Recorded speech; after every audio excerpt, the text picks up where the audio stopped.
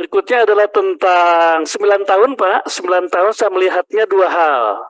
Satu adalah aspirasi, jadi kita mengakomodasi aspirasi mereka yang pernah berkali-kali datang untuk 9 tahun. Dan yang kedua adalah dengan 9 tahun itu saya melihat ada efisiensi. Kita melihat dan kita juga merasakan 5 tahun itu bagi kita juga cukup singkat, karena itulah maka mungkin dipikirkan ke depan, Pak, DPR juga jadi 9 tahun. Dimulai dengan kepala desa, Pak, ya. Dimulai dengan kepala desa. Bapak Ibu sahabat Nagari Banget dimanapun berada, terungkap dalam sidang revisi Undang-Undang Desa Nomor 6 Tahun 2014, masa jabatan DPR juga ingin 9 tahun. Jadi setelah direvisi dimasukkan masa jabatan kepala desa dari 6 tahun 3 periode diubah menjadi 9 tahun 2 periode. Pasal Undang-Undang Desa yang direvisi tersebut, nah dalam sidang tersebut terungkap salah satu anggota DPR juga berkeinginan 9 tahun masa jabatan anggota DPR. Pak Sodik. Assalamualaikum warahmatullahi wabarakatuh.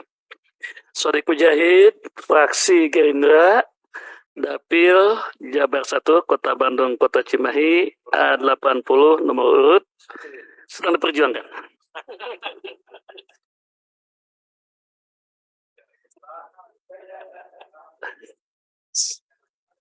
Siapa ketua? Pertama kami sampaikan apresiasi kepada tim yang sudah menyusun. Saya melihat beberapa pilar pokok dari sebuah pemerintahan desa diakomodasi dengan baik.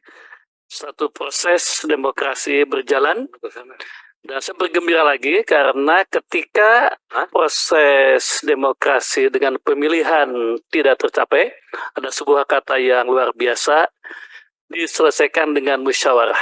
Saya kira itu sangat bagus dan kami apresiasi karena di level kita, di level nasional, kita sering agak kesulitan untuk melakukan musyawarah dalam hal yang strategis, tapi di desa ketika ada masalah diselesaikan dengan musyawarah.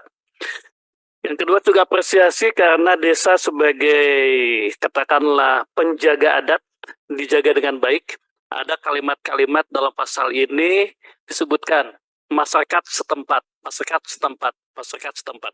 Jadi artinya tetap melaksanakan fungsi menjaga adat. Berikutnya adalah tentang 9 tahun, Pak. 9 tahun saya melihatnya dua hal.